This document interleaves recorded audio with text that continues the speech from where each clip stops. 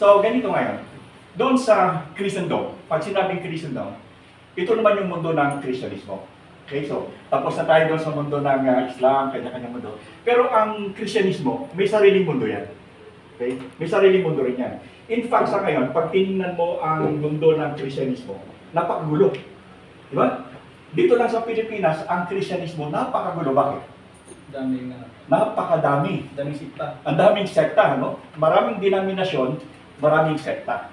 Now, tingnan natin kung ano ba yan, saan ba nagmula ang Kristyanismo? May idea kayo? Saan nagmula yan? Israel. Pero sa Spain yan, di ba galing? Ano? May Spain, ano, yung iba? Sir. Kay Lapu-Lapu. Kaya mo na si Lapu-Lapu, Lapu-Lapu, lumad yun eh. Spain, dala ni Magellan. Sige. Sir, di ba dinala na Kastila yan, Nestorian Christianity yan, di ba? Okay, ganito yan. In reality, noong araw, pag sinabi mong Kristiyano at Katoliko, sinabi mo siya. Ang Kristiyano noong araw, Katoliko yan. Walang sekta pa. Wala pa. Wala pa. Overall pa yan. Wala pa yan. Kasi ganito ang nangyari. Di ba natatandaan nyo mula sa Jerusalem, kumalat sila, nakarating sila sa Roma. So pagdating doon sa Roma, kumalat ang Kristyanismo sa Roma. So doon nga si Apostle Paul, di ba? Doon siya pinatay sa Roma eh. At maraming pinatay ng mga apostol. Merong mga apostol, kasi sinasabi si Pedro sa Roma. Pero one thing for sure, si Apostle Paul sa Roma pinatayan. Doon nagkaroon ng martyrdom yan. Anyway, so ang Roma ay dalawa ang hating relihiyon. Yung Kristyanismo at saka yung Mitraismo. Yung Mitraismo, yan yung sumasamba sa araw. Kaya makikita nyo, yung simbahan ng Katoliko, di ba may bilog yung hostya, tapos merong bilog, tapos may araw-araw. Monstrance ang tawag doon. Okay. So yun yung Mitraism. Ngayon, yung tunay na Kristyanismo, nagdala ng mga apostol, so nandoon sa Roma, at lahat ng mga Kristiyano sa kapanahonan lalo ni Nero, pinapatay sila, di ba? Pinapakain sa leon, nilalagay sa Coliseum, yung iba ng time ni Nero, sinisilab talaga ang mga Kristiyano noon. So in other words, nung humina na ang Roma, yung imperyo ng Roma, so nawala na ngayon yung mga emperor. So at the same time, doon sa Roma kasi, so ito yung mga Kristiyano, no? Yung tunay na Kristiyano, tapos yung emperor ng Roma, nawala. Hindi naman walang tumalo, tatandaan nyo ha, walang tumalong bansa sa Roma. Hindi katulad ng Babylonia, tinalo siya ng Medo-Persia, ang Medo-Persia tinalo ng Greek, ang Greece tinalo naman ng Roma. Pagdating sa Roma, walang tumalo. Wala nang tumalo dyan. So ang nangyari ngayon, yung mga tunay na Kristiyano, mananampalataya, pumasok ngayon, nag-merge ngayon, yung Mitraism at saka yung Kristyanismo. Dahil si Charlemagne, yung isa sa naging emperor ng Roma, ginawa niya Christianity as the state religion. Pero nung ginawa niya state religion ang Christianity, napahalo yung hindi tunay na Kristiyano. So nag-merge siya kasi ginawa niyang political, naging political, spiritual yung pinaghalo yung dalawa. So ngayon yung Christianity nahaluan nung hindi tunay na Kristiyano. At saka Kristiyano, dahil si Charlemagne, ginawa niyang state religion. Wala kang magagawa kasi state religion yan. So whether you are a true Christian or not Christian, because this is a state religion, wala kang choice. You become a Christian. So nagkaroon ng merge during the time ni Charlemagne. So ngayon, nung mawala na yung Roma, yung mga bishops ng Rome, kinuha nila yung power. So naging, wala nang emperor eh. So sila ngayon yung lumabas na emperor. So dahil lang sa naghalo na yung real Christianity at saka yung non-Christian, dahil nga sa ginawang state religion, nung mawala na ang Roman Empire, yung mga bishop naman ang nag-take ng power. Ito ngayon yung mga naging pope, yung papa sa Roma.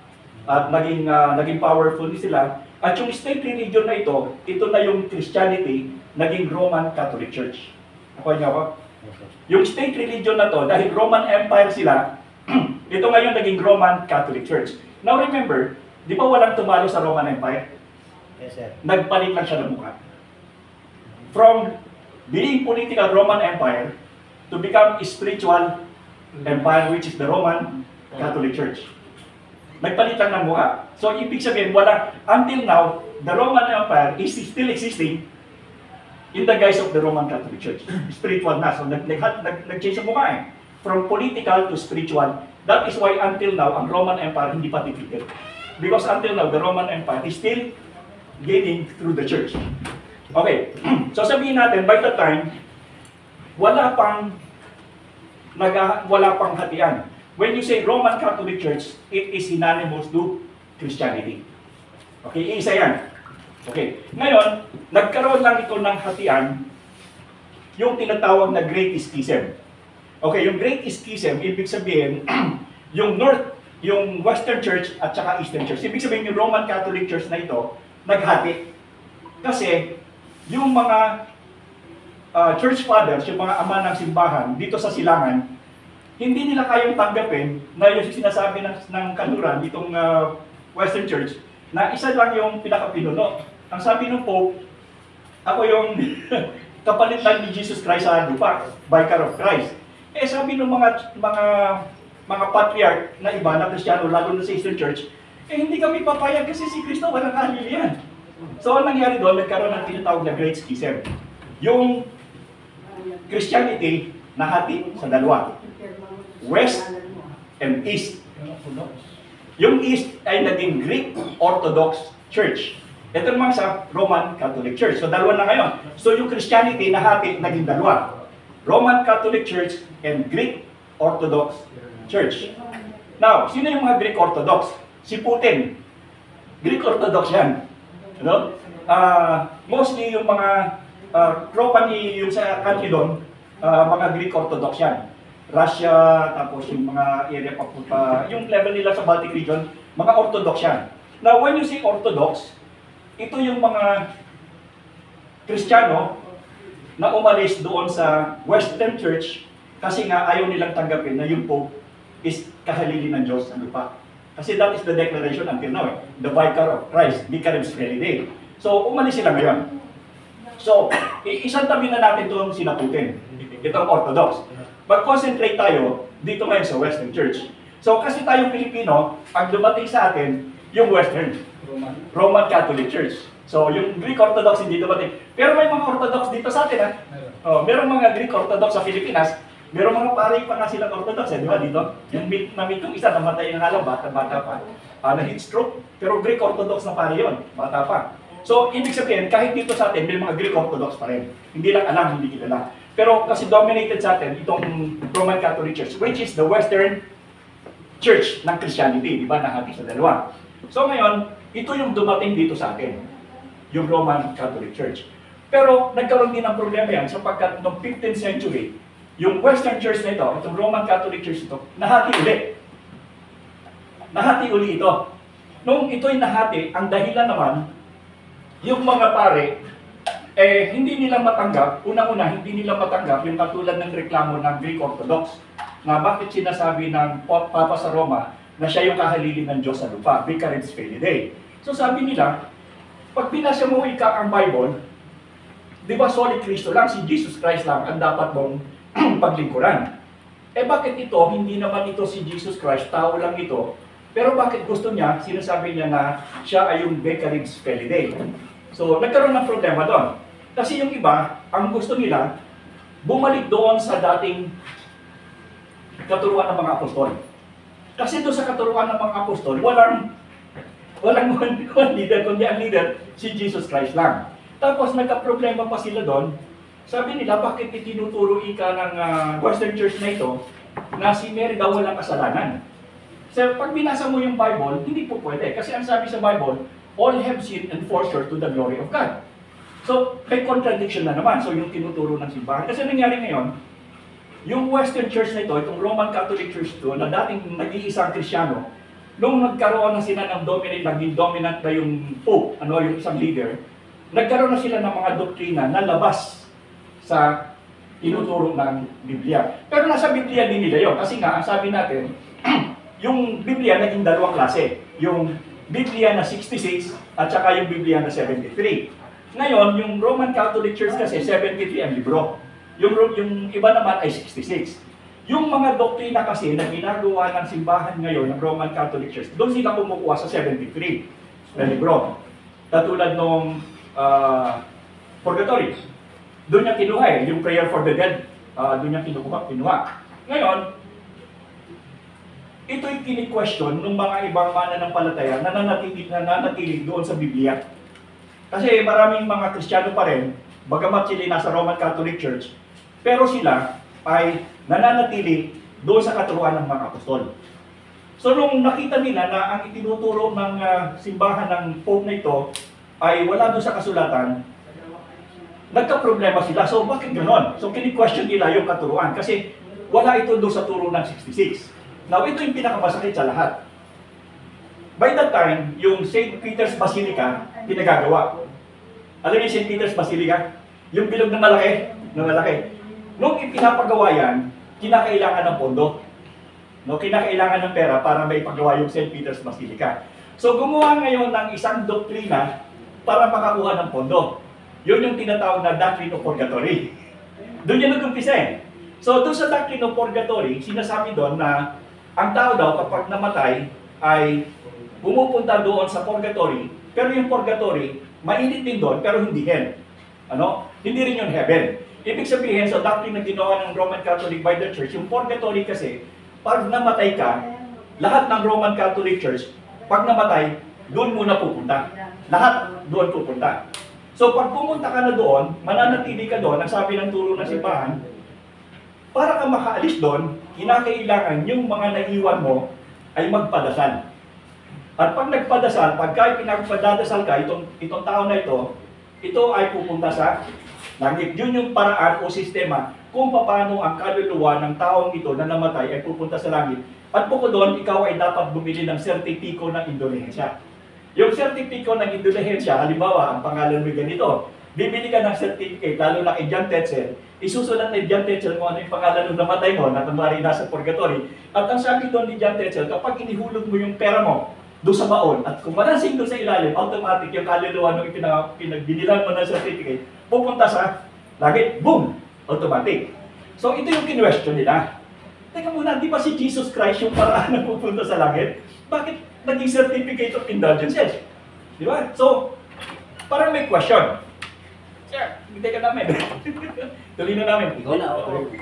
So, nandun na yung question doon. Nagkaroon na ng question.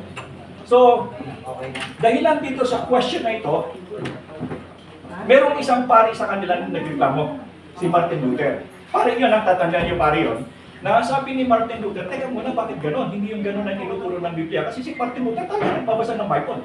So, nung makita ni Martin Luther na medyo may problema yung katuruan iba, nagkaroon na ng pagbabago eh. Hindi na ito yung tunay na itinuturo ng Roman Catholic Church. Nagbago na. So, nung nagbago na yung katuruan nito, kinwestiyon ito nung isang pari na si John Tetzel. Nagsabi, ni Martin Luther, hindi si John Tetzel, si Martin Luther. Kinwestiyon niya yung Pope. Sabi niya, gusto niya makipag-usap dun sa Pope. Dahil bakit ganito ang teachings? Hindi ito yung teachings ng Roman Catholic before, hindi naman yung tinuturo natin. So, nagkaroon ng pagbabago. So, ngayon, nung hindi pakipag-usap kay Martin Luther, ang ginawa ni Martin Luther, gumawa siya ng tinatawag na 95 thesis, yung 75 katanungan. Tinatanong niya yung Pope, ayaw naman siya kausapin. So, ang ginawa niya, pumunta siya doon sa simbahan, pinako niya doon yung kanyang mga questions. So, syempre, yung mga tao na doon naman, nakikita ng mga tao to, so tinitingnan nila kung ano yung nakasulat doon. So, yung maraming Romano Katoliko doon, nag-iisip sila, tama, hindi ito yung dating katuruan natin. Bakit nagkaganito na yung nangyari sa simbahan natin? Bakit iba-iba na ang turo? Hindi na yung dating katuruan na kung saan ang katuruan ni Apostolic. Yung talagang naggagaling sa katuruan ng Biblia. At dahil doon, dapat siyempo pa naman na na-invento yung printing press. So, nakatulong yung printing press na yun, nung ma-invento sa Germany yung printing press, yung 95 thesis na yun, inimprinta yun. Kaya kumalat ito sa buong Europe. At nung kumalat ito sa buong Europe, nabasa ng mga tao sa buong Europa, and at the same time, tama nga yung sinasabi niya ni Martin Luther. Bakit hindi na nananatili sa dating katuruan na apostolikong katuruan yung simbahang Romano Katoliko? So nagkaroon ng tinatawag ng Reformation period. Kasi marami na ang tao na naging alsa na at sinasabi nila, mayroong question na ang sabi sa Biblia ang kaligtasan ng tao ay sa pamamagitan ng pananampalataya sa Panginoon. Bakit dito? Parang nawala na si Jesus Christ kasi pag namatay ka, pupunta ka sa purgatorio at magbayad ka lamang, pupunta na sa langit. Eh, nasa na yung ginawa ni Jesus Christ? Naging walang silbi na, di ba? Parang, ano nangyayari? Bakit nawala na sa picture si Jesus Christ? Nawala na yung pagkamatay niya sa Kalbaryo sa pagdating ng kaligtasan dahil ang mangyayari, ang kaligtasan, babayaran mo lang, pupunta ka na sa langit. So, ano pang effect ng pagkamatay ni Jesus Christ? So, that was the question. Naging question yon. So, ang nangyari sa kanila, na natili silang kumapit doon sa lumang katuruan ng Romano Katoliko, yung apostolic teaching, at nanatili sila na naniniwala na ang kaligtasan ay sa pamamagitan ng pananampalataya kay Jesus Christ, hindi sa pamamagitan ng pagbabayad ng indulhensya kapag ikaw ay namatay. So, ito yung naging difference. Okay? Ibig sabihin, maraming Roman Catholic pa rin ang nanatili doon sa apostolic teachings. So, hindi na sila sumama doon sa tinuturo ng simbahan dahil lang sa nakita nila na mayroong kamalian.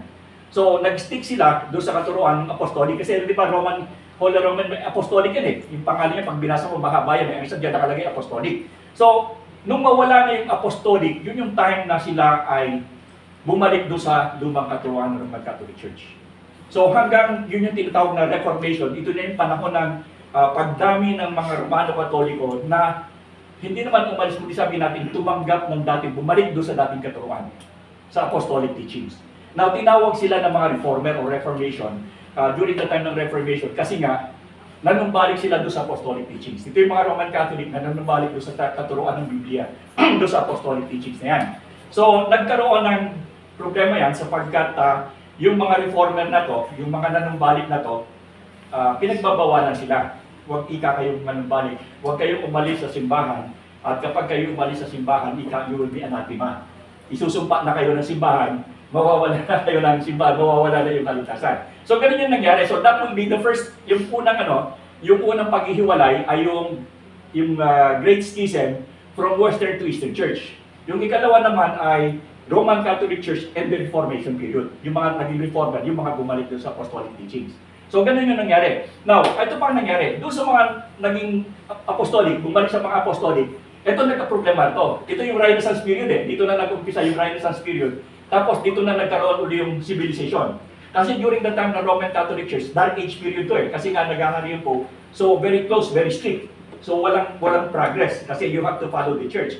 Eh, nung makahinga itong mga reformer na to, nakahinga sila kasi nakaalis sila dito. Dito na nag-umpisa yung Renaissance period. Yung open ng music, ng lahat, parang na-open na para wala nang restriction masyadong simbahan. At nag-start na yung civilization. Yung modern age dyan nag-umpisa. Kaya nakakasuot na tayo ng mga ganun damit because it started dun sa Reformation period, sa modern times. So, simula noon hanggang ngayon, dumami yung mga Reformation. Maraming mga Roman Catholic Church, mga Roman Catholic na nanumbalik doon sa apostolic teachings. Hanggang ngayon, hindi lang natin alam, pero napakarami nila. Kaya nga lang, in the guise of different denomination and different sect. Pero in reality, ito yung mga Roman Catholic na nanumbalik doon sa tamang katuruan na itinuturo nung una. Nung hindi pa naghahari yung Pope, nung mga apostol pa lang sa time ng Roman Empire. So, actually, marami na nanumbalik ngayon, lalo na sa Pilipinas, hindi lang nila alam na sila ay bumabalik sa Reformation period. Kasi ang nagdala dito, sekta-sekta na eh. Pero itong mga sekta-sektang to, hindi rin naman nila alam kung saan sila nanggaling. Basta parang kabuti na nagsimputan. But in reality, if you will study their teachings, actually bumabalik lang sila doon sa apostolic teachings. Ganon yung nangyari. So, ang basic kasi na itinuturo ng apostolic teachings is that ang lahat daw ng tao makasalanan. Romans 3:23 sa Bible. So, ang sabi naman doon, kung daw tayo makasalanan, ang kabayaran daw ng kasalanan natin kamatayan. All of us will go to, not purgatory, will go to perdition, yung pagkapahamakan with hell, tinutukoy ng Bible. Kasi dalawa lang yan eh, hell and heaven. Wala mang purgatory doon sa 66. Doon sa 73 meron. So ngayon, ang sabi ng Diyos, pag namatay makasalanan, ang sabi niya, meron tayong pag-asa sapagkat si Jesus ipinadala para siya itubos sa kasalanan natin. Kasi ang sabi ng Diyos, ang Diyos daw mayaman sa awa. Ang Diyos ay mayaman sa awa dahil sa kabila ng pagsuway natin, hindi tayo agad pinaparusahan. Yun yung tinatawag may grace eh. So, dahilan dito, ang Diyos ay mayaman sa awa, kung kaya ang sinasabi dito, sa kabila ng ating pagsuway, hindi agad tayo pinaparusahan ng ating Panginoon. Sa halip, ang ginawa ng Diyos sa pagsuway natin ito, gumawa siya ng paraan sa pamamagitan ng kanyang anak na si Jesus. At kapag sabi niya, kapag tayo ay nanampalataya at tumanggap sa Kanya, bibigyan tayo ng Diyos ng biyaya. Okay? So, that is why right now, hindi na tayo namumuhay doon sa pamumuhay ng pagsuway, kundi ang mga tunay na Kristiyano ngayon ay namumuhay sa panahon ng biyaya. Now, anong difference? Doon kasi sa panahon ng pagsuway, ang mga tao ay namumuhay sa pamamagitan ng kanilang sarili. Hanggang sa ngayon, ha? Hanggang sa ngayon. Kaya itong mga taong ito na namumuhay sa sarili nila, ito yung mga tao na nag-i-struggle sa buhay. Bakit? Sa tingin nila, pag sila may trabaho, okay na. Di ba? Nagtatrabaho ako para bumili ako ng pagkain, paaral, lahat. So everything is always focused doon sa sariling effort. Di ba? Kaya ko yan, kaya ko yan, kaya ko yan. Me, myself, and I. Ito yung sistema ng mga tao na namumuhay doon sa sarili nila. Pero makikita mo, in all the time, itong mga taong ito, they will always end up in frustrations. Kasi sabi nga ng Panginoon, wala tayong kakayahan sa sarili natin. Ngayon, tingnan ninyo mga sarili nyo. Do you think ganun pa rin ang ginagawa nyo? Nagtatrabaho tayo, nag-i-effort tayo para kumita tayo para sa pamilya natin and everything, para magawa natin yung gusto natin. At kung ikaw naman ay mayaman, nabibili mo ang lahat, pero sa tandaan mo, kahit mayaman ka, hindi lahat ng mayaman masaya. Di ba? Maraming mayaman nagpapakamatay. Di ba? So, because these people, even though mahirap ka o mayaman ka, kapag nabubuhay ka sa sarili mo, you will end up dead. That is why, yun ang ginawa ng Diyos sa atin. Dahil nasa ganito ang sistema ng buhay mo, ipinadala niya yung kanyang bugtong na anak para hamuin tayo dito sa ganitong klase ng sistema ng buhay. Okay, so ang sabi niya, kapag ikaw daw ay mananampalataya doon sa anak ng Diyos, ang ibibigay niya sa iyo ay buhay na walang hanggan. So, from death to life. Not only that, ang sabi ng Diyos, kapag ako'y tinanggap mo, ay ikaw ay babaguhin ko ang buhay. Di ba? 2 Corinthians 5:7. Therefore, if anyone is in Christ, he is a new creature. All things are passed away. Behold, new things has come. Sabi ni Jesus Christ. So, ibig sabihin, from being selfish, from being living within yourself, the moment na ikaw ay mag-trust kay Jesus Christ, ang sabi ng Bible, God will change you. And He will make you a, sabi niya, living, magiging miyembro ka na ng pamilya ng Diyos. So, pagiging dito sa makasarili, dito ka na mamumuhay sa panibagong buhay na kung saan ang bumuhay nito ay pamumuhay sa biyaya ng Diyos. Ibig sabihin, dahil hindi ka na mamumuhay sa sarili mo, ang Diyos na mamumuhay sa sarili mo, sa iyo. So, yung pamumuhay mo ito sa sarili mo, wala na. Ikaw ngayon ay mamumuhay sa biyaya ng Diyos. At tatandaan nyo, kapag ikaw ay namuhay sa biyaya ng Diyos, God will never fail you. So, ito yung naranasan ng mga reformer eh.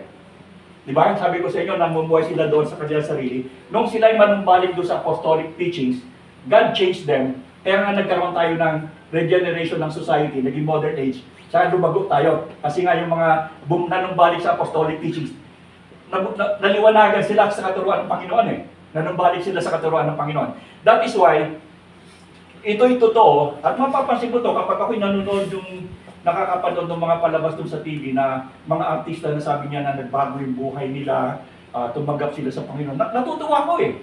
Pero, pag tinignan mo, the very essence of the changes of their lives is not because binago nila yung buhay nila, kundi sinasabi nila, sumula ika nung isuko ko yung buhay ko sa Panginoon, tinanggap ko siya, bigla ika nagbago ang buhay ko. Nawala na ika yung galit, nawala na ika yung sama ng loob ko, at sabi niya, simula nung ako'y tumanggap sa Panginoon, ay nagkaroon ng panibagong takbo ang buhay ko. Parang ano yan eh, ganito yan. Halimbawa, sa jeep, driver ka.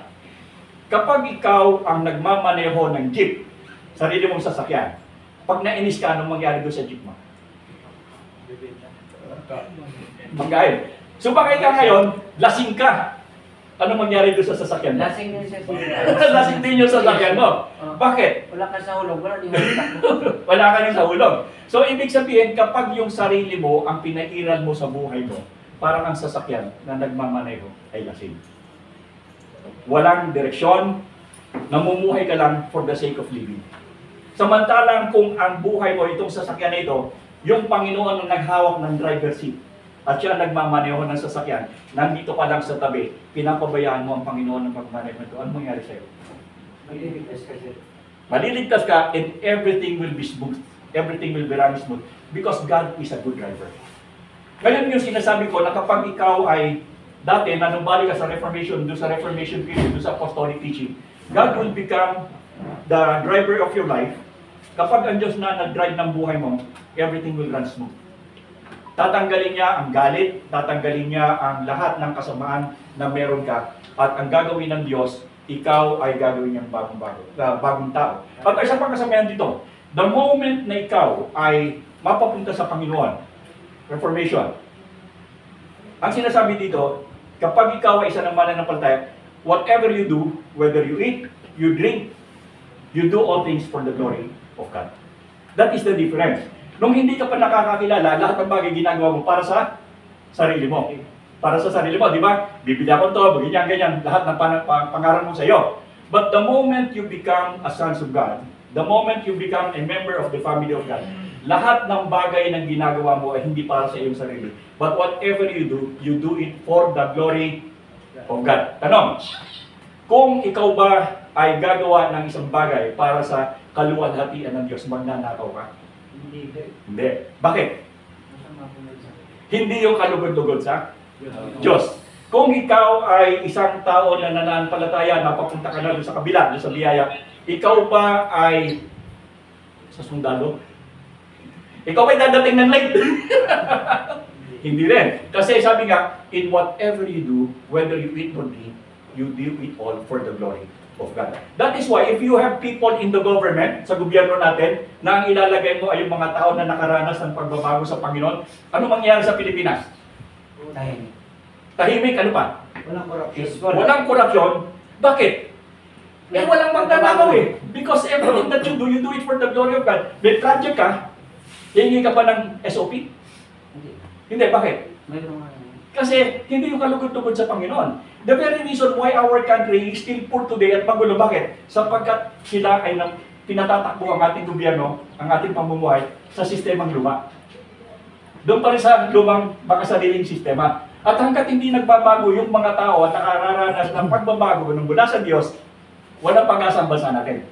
Paikot-ikot lang tayo dyan. Samantala kung ang ilalagay mo dyan ay yung mga tao na nakaranas ng pagbabago mula sa Panginoon, maniwala ka. Kaya sabi sa iyo, during the time ng Reformation, nagkaroon ng modern age. Nagkaroon ng Renaissance. Dahil ang namulong na yung mga tao na nakaranas ng pagbabago mula sa Diyos. Ilagay mo yan sa pamunuan natin. Ewan ko, pag hindi siguro sa looban ng isang buwan, malaki ang pagbabago ng gobyerno natin. Di ba? Yes, sir. And I will tell you this, a personal experience ko yan. Sabi ko nga, kung ako lang ay hindi naging mananampalataya ng Panginoon, hindi lang ako nakaraso, matagal na akong milyonaryo. Tagal na. Ano ba? Kasi nung ako yung nag-work sa counterintelligence ng Armed Forces of the Philippines dito, nag-work ako dito counterintelligence. Regular ako, seats ako. Graduate ako ng seats. Na-assign ako sa Foreign Affairs. Yan ako na-assign. During that time, kalakasan ng labanan ng Iraq. So, ang grupo ng Iraqi, yan yung pinakamabigat na terrorist group sa buong mundo by that time, yung tinatawag na Abu Nidal. Abu Nidal group. Yan ang pinakamabigat na kalaban ng Mossad by that time. Yung Abu Nidal. Pumapasok dito sa Pilipinas, dito training ground yan eh. Ito laruan nila. Lahat ng mga terorista, itong laruan nila. Dahil dito almost lahat nabibili. Okay, nabibili yan dito. Ngayon ako, naka-assign ako doon sa Foreign Affairs, nasa blacklist ako. Walang Islam, walang Muslim na pwedeng pumasok sa Pilipinas by that time na hindi ako pipirma. Ganon ka-powerful yung aking work before. No? Nung nandun ako, nasa Foreign Affairs ako. Ngayon, pag nagpapasok sila ng tao, ilan, Abu Nidal, kinakailangan pipirma ko. Eh pag binigyan ako ng counterpart na may listahan ako kung sino hindi papasukin, anong ayos ginawa niya. Pag pumasok yan, at nakita ko nandoon, didinay ko. Siyempre, didinay eh. Babalik yan, nakita niyo ba yung mga folder na, yung brown na nag-expand na gano'n? Punong-puno ng dollar yan. Punong-puno yan. Iiwanan yan sa mesa ko. Habol ko, babalik ko yan. Kuminsan, talagang napakadaming pera nang dinadala iiwanan sa akin. Kuminsan, magagandang babae pa, pinagdadala nila. Magagandang babae talaga pinagdadala, pero sinusoli ko. By that time, nagpapagawa kami ng bahay. By that time, napakamahal ng simento. Grabing mahal ng simento. Mas mura pa yung simento ngayon kasi by that time. Ang sabi ng misis ko, Ama, kahit minsan lang. Kahit daw minsan lang. Dahil sa ako'y mananampalataya, dahil ako'y nakaranas ng pagbabago mula sa Diyos, hindi ko kayang gawin. At hindi ko pwedeng i-kompromiso ang aking Diyos dahil lang nasa material na bagay. Nakita niya? Bakit? Sapagkat bukal na doon sa akin eh. Hindi ko kayang gawin sapagkat ang sabi nga, whatever you do, whether you eat or drink, you do it for the glory of God. Eh kung tanggapin mo, naluwalhati ang Diyos. At saka everything that you do, sinasabi natin, unto the Lord. Pag ikaw ay mananampalataya, lahat ng ginagawa mo, para sa Panginoon. Unto the Lord. So everything that you do, even sa pamilya mo, even you deal with your children, even with your wife, laging unto the Lord. Kaya walang Kristiyano nag-aaway. Yung tunay na Kristiyano, walang tunay na Kristiyano nag-divorce. Tandaan yun. Okay nga pala, bago ko malimutan. Dalawang klase ang Kristiyano.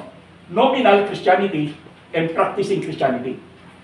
Tandaan nyo, nominal Christianity and practicing Christianity. Ano yung nominal? Ano yung nominal Christianity? Ito yung mga Kristiyano na sa labi lang. Salita lang.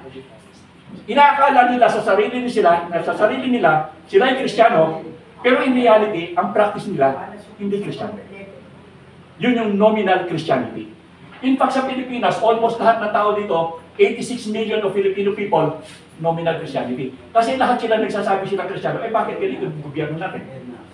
Di ba? Bakit ganito yung gobyerno natin? Kristiyano lahat yan. Sa mga Catholics group pa nag-aral yan, di ba? And yet, bakit ganyan pa rin ang gobyerno natin?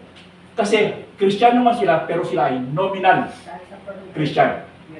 Ano naman yung practicing Christian? Ito yung mga Kristiyano na sinasabi natin nakaranas ng pagbabago mula sa Diyos. Binabasa nila yung kanilang Biblia as collective bargaining agreement at kung ano sinasabi doon, kanilang sinusunod. Ito yung practicing Christian. Ang problema sa Pilipinas, baka wala pang 2%. Wala pa. Pero porsyento lamang. Pero Kristiyano din ha. Kristiyano din. Kaya lang ang kaibahan yung isa nominal, yung isa practicing. At yung practicing Christian, napakaliit. Napakaliit ng percentage. So, paano gagawin natin dito? Kapag talagang gusto mo maging practicing Christian, simple lang naman yan may binigyan ka ng Biblia ng Panginoon para malaman mo kung anong bagay na dapat mong gawin. Now, kumisan, pag binasa mo kasi ang Bible, hindi mo maintindihan. Merong mga tao na nag-aral sa seminaryo. Dito, maraming chaplain dito. In my case, dalawa ang aking theology courses. At the age of 16, nagtuturo na ako yan. Simula ng 16 na taon. Pero nawala ako sa pagtuturo for 38 years, ngayon ako bumabalik. Okay? So, sinasabi natin dito, ang katotohanan, kung gusto natin talagang magkaroon ng maayos na buhay, we should be practicing Christian, not in nominal one. The question is, saan nyo gusto? Practicing. Ngayon, mag-practice ka. Iwasan mo maging nominal ka. Kasi you would like to become a practicing Christian, then left yung pagiging nominal. And it is not easy, it is not hard.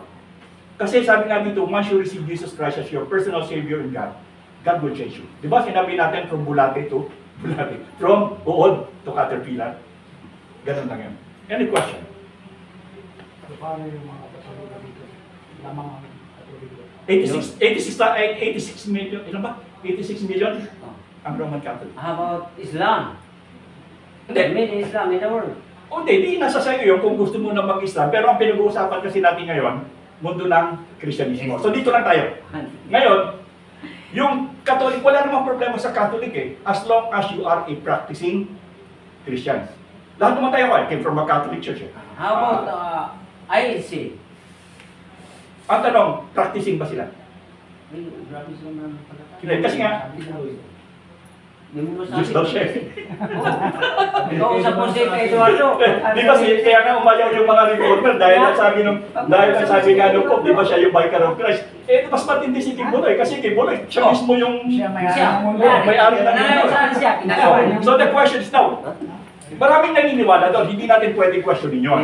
Kasi tatandaan nyo, nakulan niya naman, talagang yun sa tingin niya sa sarili niya di ba? Kung sabihin kong ako rin si Jesus Christ, di ba? Saan siya ngayon, sir? Mabuti ka pa, andyan ka ngayon.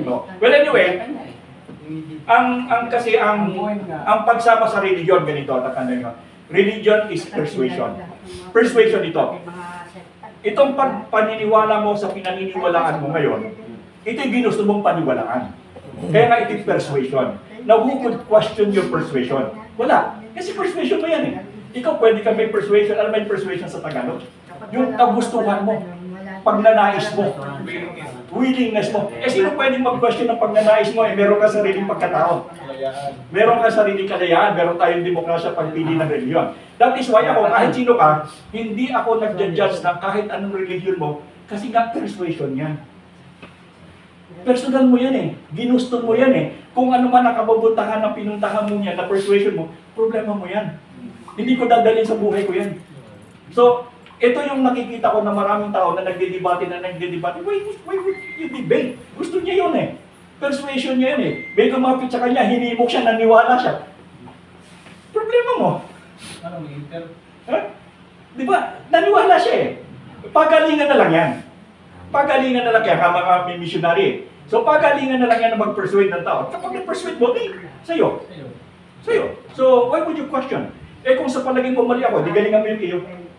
Hindi ba? Oh, di ba Pero ganun? nagkaroon ng higuan. Wala na nga kasi persuasion niya. You never question persuasion of people.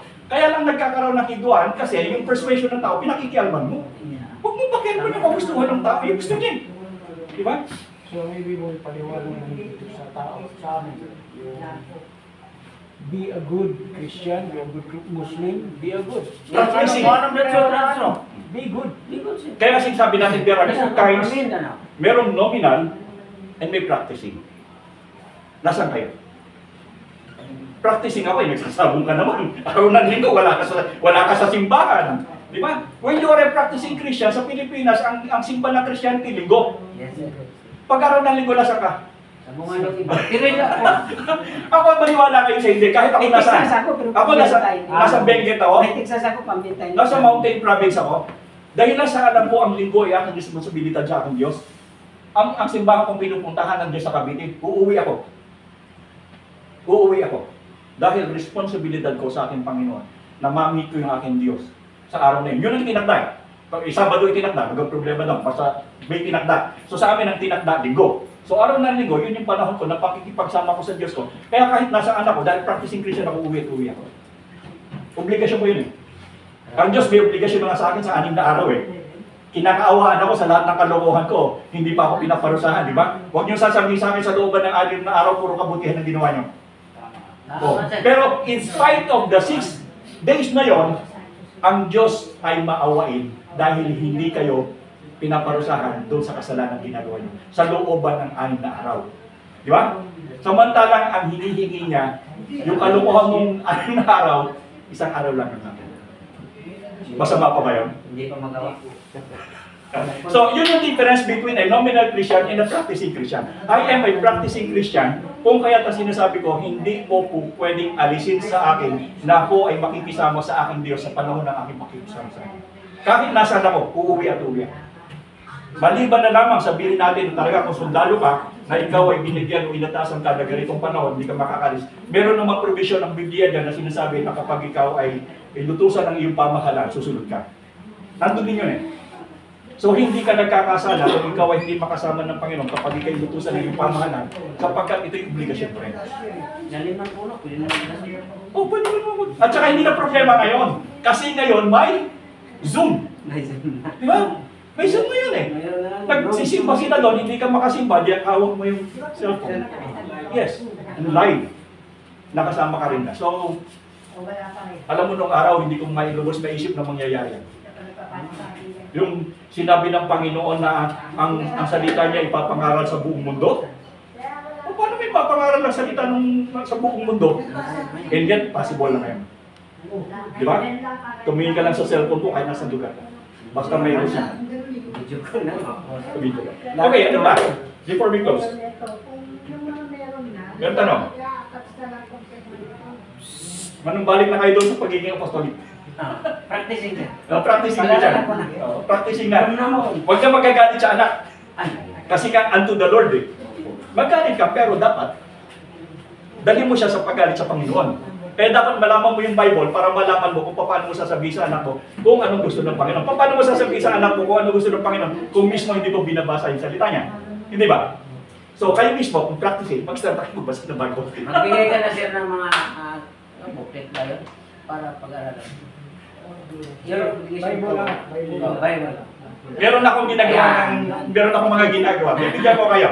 Text. Masirap sila. Or either ibigay nyo sa akin, ipasa ko sa Facebook o doon sa Simab. Kaya lang ayaw kong maglagay doon kasi yung sa kasi hindi, tsaka hindi yun para doon eh. Bible kasi religion. Spiritual to eh. Yun yung military yun. So huwag natin pagsamahin yan. Or probably gagawa ako ng isang account ng CMAB spiritual. Yun. O, magkaiba yan. Ngayon, Exclusive lang. o wala itong kinalaman. Ngayon, huwag niyo akong question dito kasi pinag-usapan natin. Doon ako maglalagay. Pwede po. O, hindi, basahin mo hindi, kopyahin mo hindi, personal mo yan. Pero doon sa SNC Map, kapag may information doon, susundin niyo kasi para dito yon. Para dito yon. So, magkaiba yon. Magkaiba. Okay, ano pa?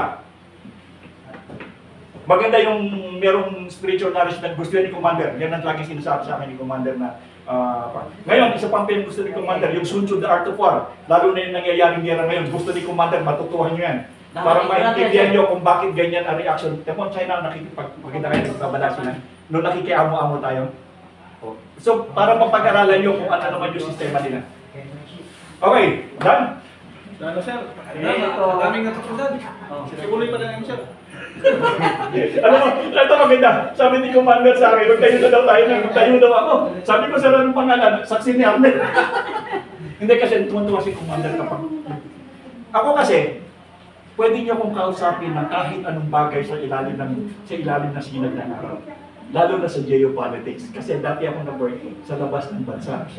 Kaya malaki yung military, sa yung geopolitics. Yan ang naging forte ko nung ako yun. Kasi mostly nagtrabaho ko hindi sa Pilipinas. Most nagtrabaho ko sa labas ng bansa.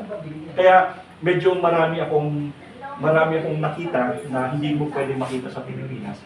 Marami akong naranasan doon sa labas na hindi ko pwede maranasan sa Sabi sir, Pilipinas. matalino ka pa kay Soriano.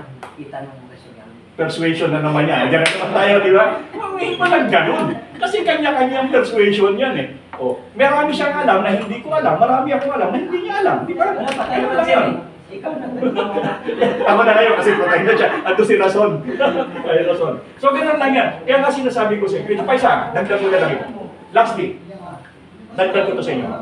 Kung talaga kayo practicing Christian, talaga kung totoo kayo practicing Christian, you should never, ever put yourself better than the others. Huwag niyong ipapalagay na ang inyong sarili ay mas magaling kayo kaysa sa iba. Huwag mong ikukumpara at hindi ka magaling sa kanila. You are always at the bottom. Magaling siya? Magaling siya.